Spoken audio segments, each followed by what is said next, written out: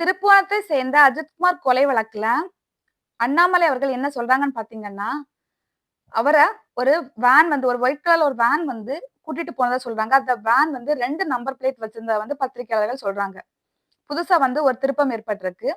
அதுக்கப்புறமா காவலர்கள பத்தி அண்ணாமலை என்ன சொல்றாருன்னா, காவலர்களுக்கு வந்து பயங்கர ஸ்ட்ரெஸ் இருக்கு. பயங்கர மன அழுத்தத்தினால தான் வந்து அவங்க வேலை பார்த்துட்டு இருக்காங்க.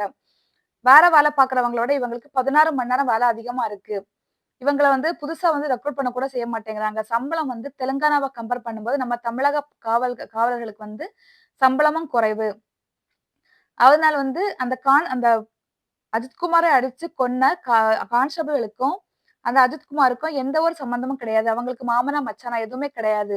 மேலதிகாரிகள் யாரோ இருந்துட்டு போட்ட ஆர்டர்னால இவங்க பண்ணியிருக்காங்க அப்படின்னு சொல்லிட்டு அண்ணாமலை சொல்றாரு. ஆனா என்னதான் ஆர்டர் போட்டாலும், இவங்க வந்து அடிச்சு கொன்றுவாங்களா? கொல்ற அளவுக்கு அடிப்பாங்களா? அப்படிங்கிறது வந்து மக்களுடைய கருத்தா இருக்கு. அதே இது தன்னுடைய குடும்பத்துல உள்ள யாராச்சும் இருந்தா நம்ம பண்ணியிருப்பாங்களா அந்த கான்ஸ்டபிள் மாருங்க அப்படின்னு சொல்லிட்டு சொல்றாங்க.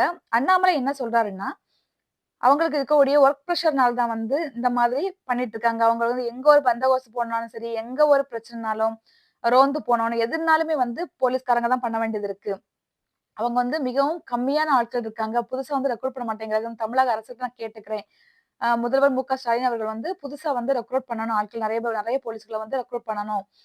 அவங்களுடைய ஸ்ட்ரெஸ்னால தான் இந்த மாரி நெறைய பிரச்சனைகள் நடக்குது.